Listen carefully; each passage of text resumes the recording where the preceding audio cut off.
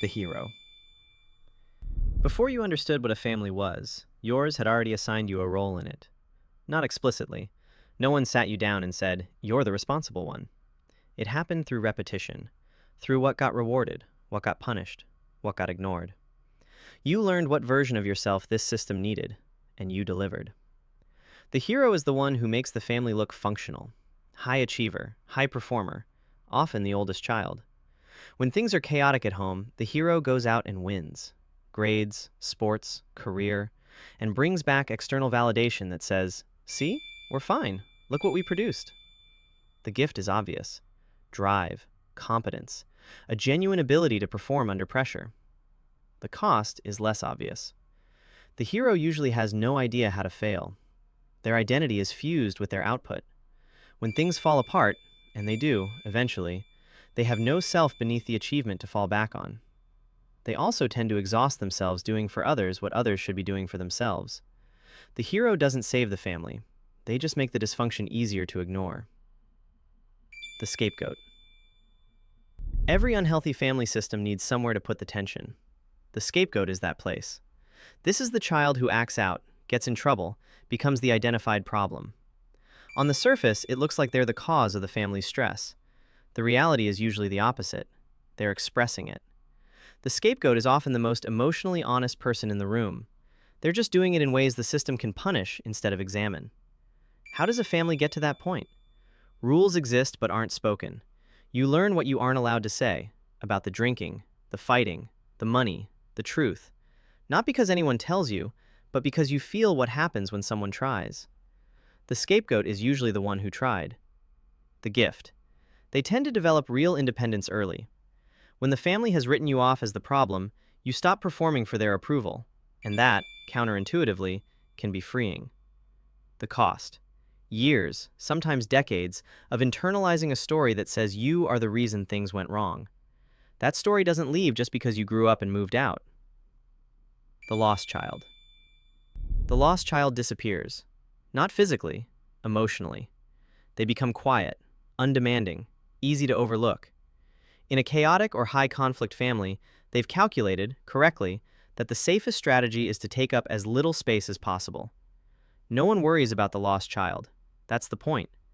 They've made themselves invisible specifically so the family's dysfunction doesn't land on them. The gift is a rich inner world.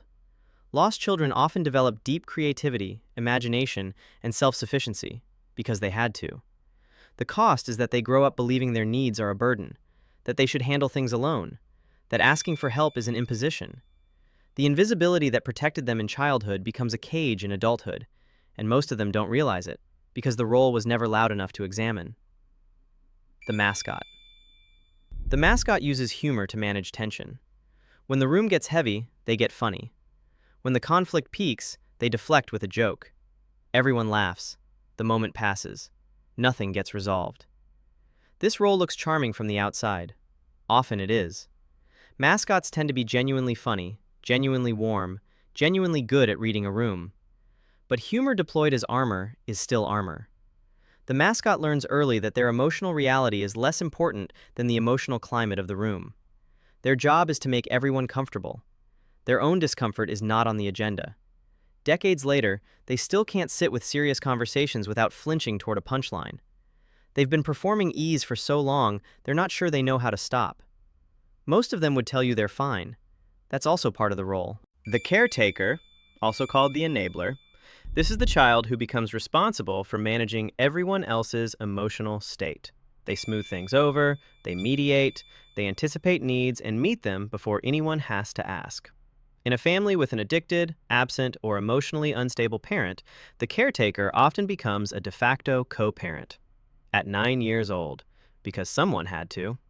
That's the inversion that defines a dysfunctional system. The child regulates the emotional environment so the adults can function. The hierarchy is upside down, and the caretaker is the one holding it together. The gift? Profound emotional intelligence, an ability to read people that most adults never develop. The cost is what therapists call a collapsed sense of self. The caretaker is so practiced at attending to others that they genuinely don't know what they want, what they need, what they feel, separate from what everyone around them feels. They also tend to end up in relationships that replicate the original dynamic, because that's what love felt like. That's what they know how to do. The role gets passed down. The caretaker raises a child who learns the same thing. The system doesn't reset between generations, it transmits, until someone gets far enough outside it to see it as a system rather than just the way things are. The golden child. The golden child is the one the family projects its hopes onto. They can do no wrong. Their flaws are invisible or explained away. They receive praise out of proportion to what they've actually done and protection from consequences that everyone else faces. This sounds like a good deal. It isn't. The golden child grows up without an accurate map of themselves. They've never had to reckon with failure, with honest feedback, with the experience of not being exceptional. The real world eventually provides that reckoning, and when it does, they're often devastated in ways they can't explain. They also carry the pressure of being the repository for a family's unlived ambitions. The golden child didn't sign up to be anyone's redemption story, but they got cast in one anyway. And the role isn't you. It never was. It's what the system needed you to be. Understanding that is the beginning of something. Not cynicism, clarity. Because the most useful question in all of this is one most families never encourage you to ask. Who benefits from me staying in this role? If you enjoyed this video, subscribe for more deep dives into the hidden patterns shaping how we live.